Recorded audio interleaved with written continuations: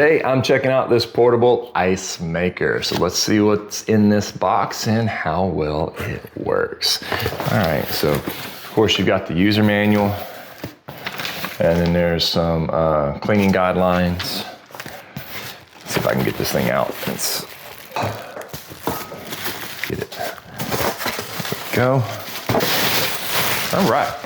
It says to clean it before making ice. Warm water and a soft cloth. You just get in here and wipe things down like this. To add water, it says you can open this up and pour water in here directly to this interior tank, and there's a max fill there. You also have this top tank that you can remove and fill up, or you can even leave it in place, and you can add additional water to it through this little door. I'm just gonna pop that off right now. And we're gonna add some water. It says to remove the basket, but it makes more sense to leave the basket in there because it has holes in the back of the basket.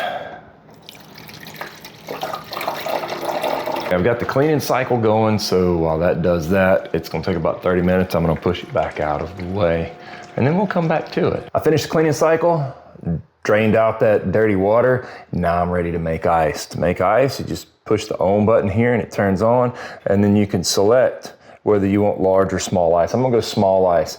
And it, you can turn your light off and on just like that. It says it takes about 6 to 12 minutes to make the first round of ice.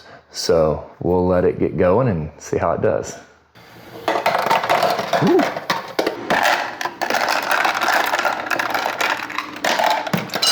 I've gotten my first ice out of this ice maker. This is the small size that you can get out of here, and it can also make a larger size. So if you're looking for a good portable countertop ice maker that makes ice quickly, it made 2 rounds of ice in about 12 minutes, I would check this one out.